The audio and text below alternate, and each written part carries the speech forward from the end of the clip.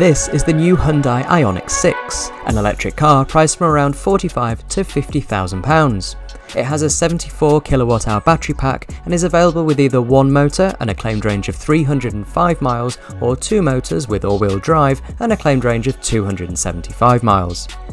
The single-motor rear-drive version accelerates to 62 miles per hour in 7.4 seconds, and the quicker dual-motor version takes just 5.1 seconds.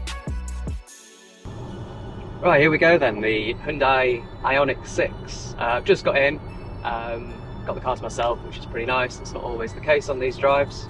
It's the single motor version with the 77.4 kilowatt hour battery. It looks to be fully charged, and it's saying, well, actually when I got in it said the range was about 280 miles. It's now suggesting about 272, so we'll see how accurate that is a little bit later. So Hyundai referred to it as being designed like a 1930s streamliner, and borrowing from 30s aeroplane design on the outside, and then 30s furniture and interior design on the inside. And the outside, yeah, sure, like that rear end is so distinctive, like I was saying earlier. And I'm just following actually another couple of Ioniq 6s in convoy, and they really do look unusual.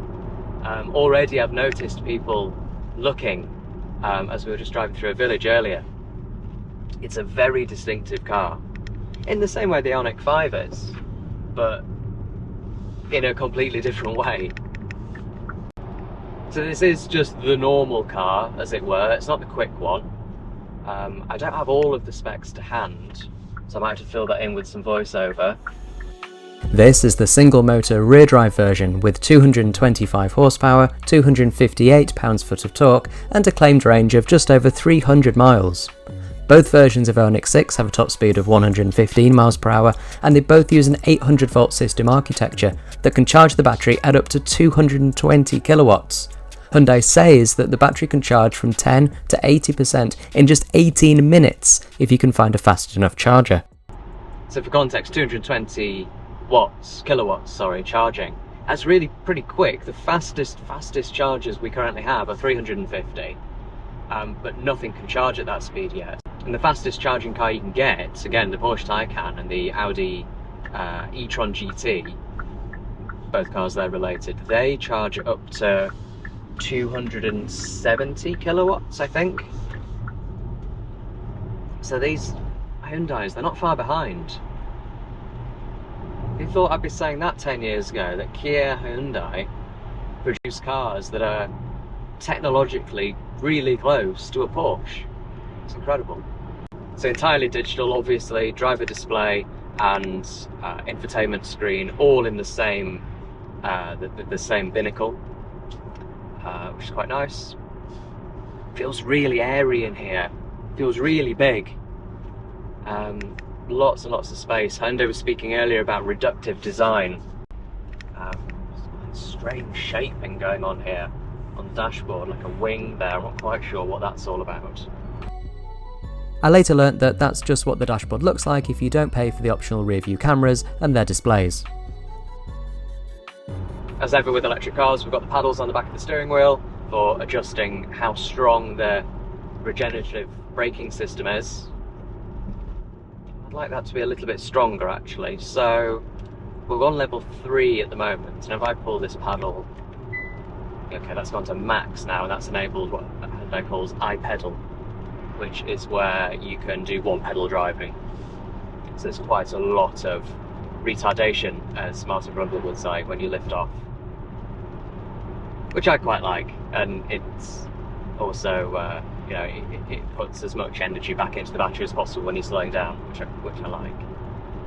So 5 miles in so far, and it's saying we're averaging 2.3 miles per kilowatt hour. That should creep up to sort of somewhere in the 4s, potentially even 5 if we're really trying. At least that's what Hyundai says. Got a drive mode button here on the steering wheel. Quite similar in its physical design to the boost button on the steering wheel of the Genesis GV60. No boost button here though, that's not the point of this car at all, and nor should it be. So press that, so what do we get? Oh, we're in sport mode now. So what does that mean? Yeah, that's just gives us a more responsive accelerator. Completely unnecessary in a car like this. Again, there's that electric car, some eagerness. Pretty quick steering as well. Really quite quick steering. That's quite fun. That's quite fun. Right, let's change it back into eco mode now. That's calmed things right down. Made the accelerator much softer, less responsive. Now Hyundai says this is its first car that has to comply with the new EU safety rule that says the car has to beep every time you go over the speed limit, which is quite annoying. I'm not condoning speeding, of course, but it's a little bit frustrating. But you can turn that beeping off, and we were actually shown earlier, before we even started driving, how to do that. And it's got the lane keep assist. Hyundai says it's better than some of the systems, less invasive. I've seen the icon flashing, but I think that's more just to indicate that it can see where it's going in the lane, rather than that it thinks I'm drifting out of it. Yeah, see, it's pulled me back into the lane there if I drift towards the centre line. And then it beeps if I go over the line. Okay, that's not as invasive as some of the systems. Of course, we've got auto everything, auto lights, put those on, auto wipers. What I quite like here, and that's also in the Genesis and I think in the Kia as well, is how when you change anything with the indicator stalks, with the steering wheel stalks rather, it shows you on the driver display what you've just done and then what the other options are. So if I move the wipers, it shows me that's going through 2, through 1, through auto, and that's off. And then in auto, we've got the settings to adjust how sensitive it is. And that's all shown there, which is great, because so often in modern cars, you can't always see what's written on the stalk, depending on how tall you are and where you have the steering wheel. And that's just really good to be able to see, only for a moment, what you're doing on the display. We're also told about these well, about the car's pixel lighting generally, the pixel lighting design, which is something we also saw on the Ioniq 5. In this Ioniq 6, we've got 4 lights across the centre of the steering wheel. They're all off at the moment, but I gather these show charging. I think they also do something with the voice assistant, I think maybe to show when it's listening. There's a wireless charger here, I notice as well, that's got a light on it, I think to show, oh yes, to show whether the phone on it is charging or not. Big sort of channel here in the door. I guess that acts as the handle to pull it closed, and also, I don't know, somewhere to put your arm, I guess, something to fondle as you drive along. Don't know. Don't really know what that's all about. It's that 30s design. Perhaps it's meant to look like a wingback chair, I don't know. Anyone who knows me knows that I'm not a big fan of all-touch dashboards or car controls generally. Here we've got a bit of a mixed bag. We've got some physical controls on the steering wheel, which I like, physical buttons for adjusting the menus of the driver display and setting the cruise control. We've also got physical buttons for flicking between the car's own systems. So if you're not using CarPlay or Android Auto, this is how you pick the map, the media, the nav. There's a volume dial there. There's quite a long way away. I suppose there's volume on the steering wheel itself. Yeah, it's there. So anyway, yeah, the controls. So we've got those few physical buttons there.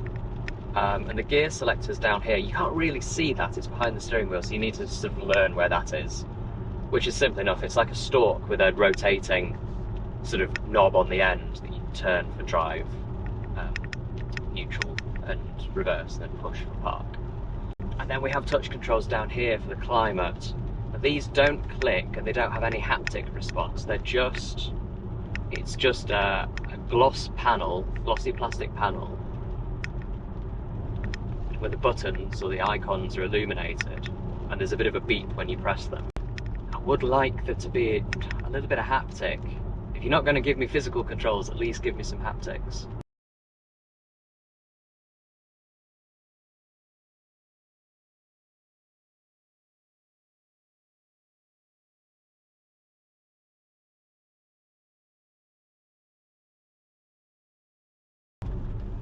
So as for efficiency, we're now showing 2.8 miles per kilowatt hour after 11 miles of driving. So that's ticked up quite nicely.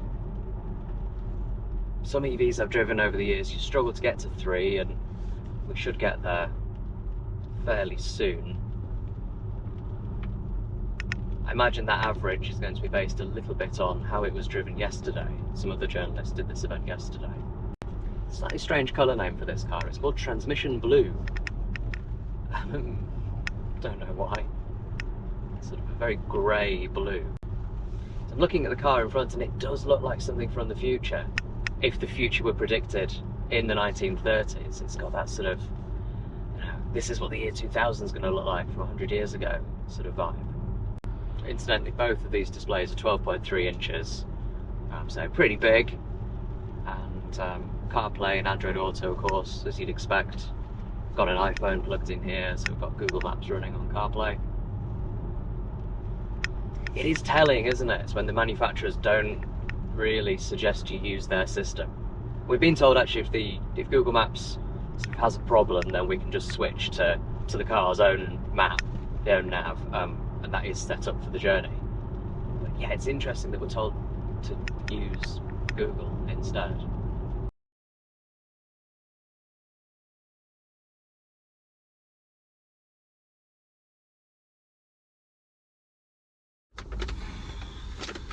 Traffic. Got snacks though. Black truffle crisps, apple and cinnamon cereal bar. What else? Yuzu seltzer, some hand san. What's in here? A hamper for some reason. Wonder if we're not actually going anywhere for lunch. I don't know.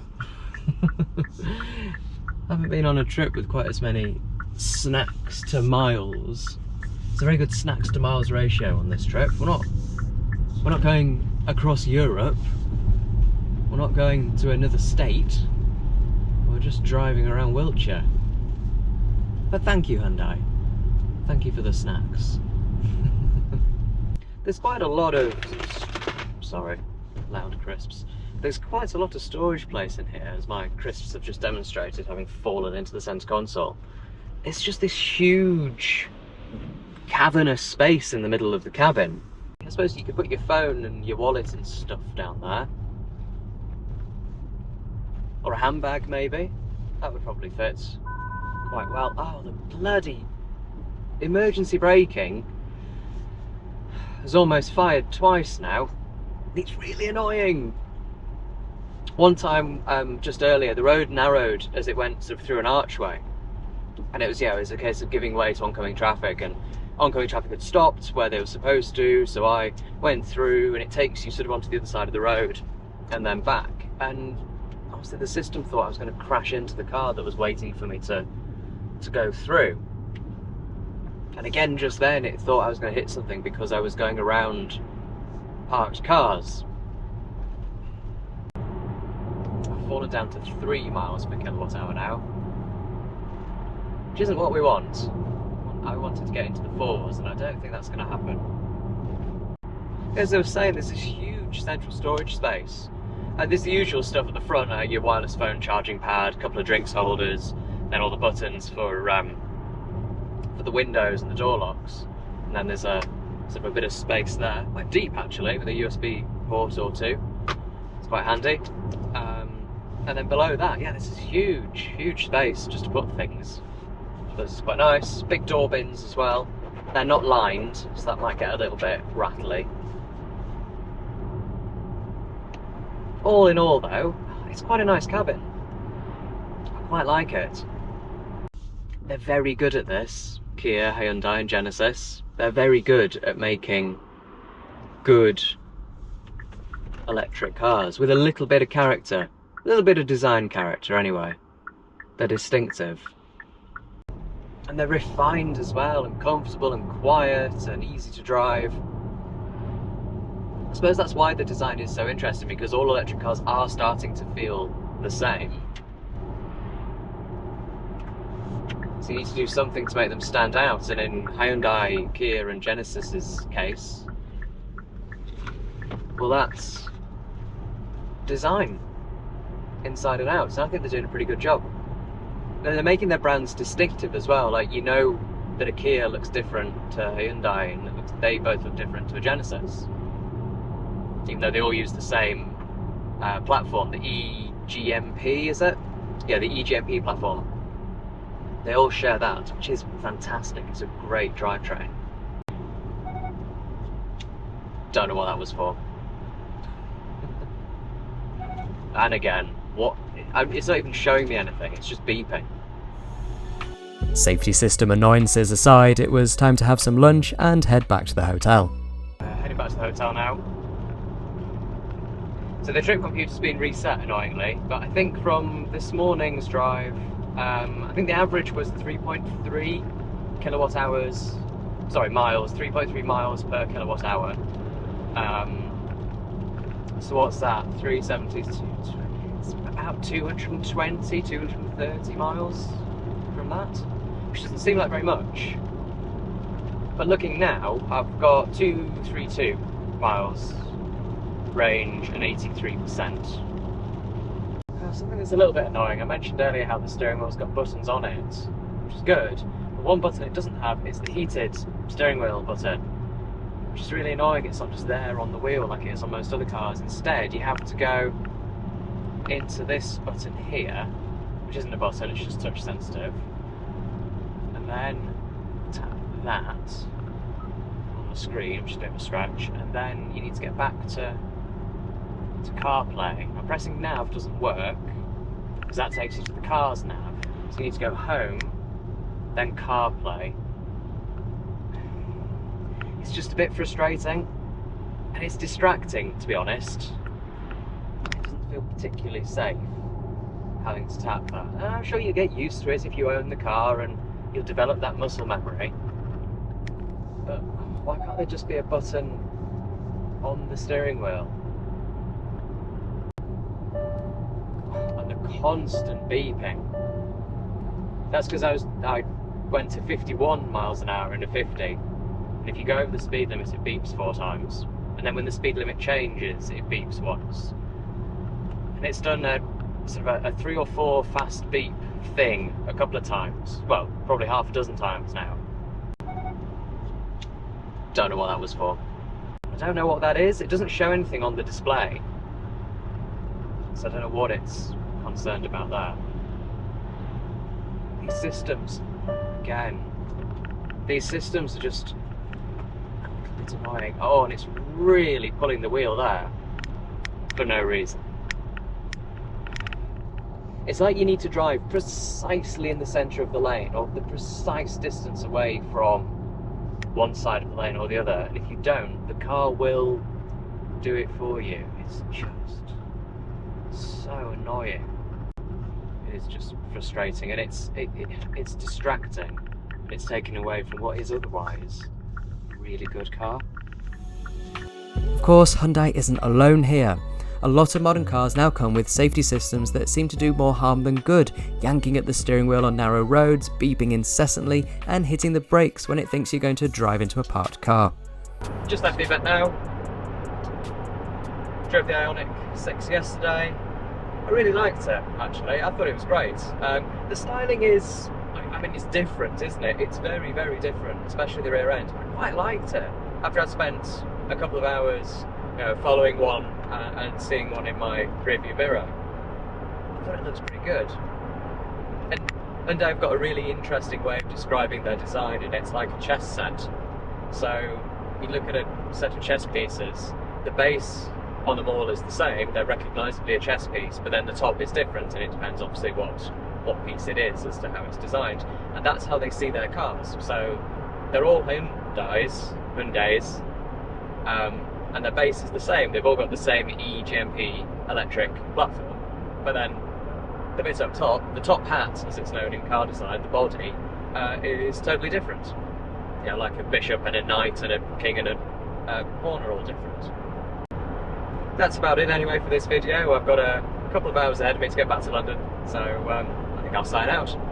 Thank you very much for watching. There will be more. I'm going to be producing videos much more regularly over the next few weeks, few months hopefully, and beyond.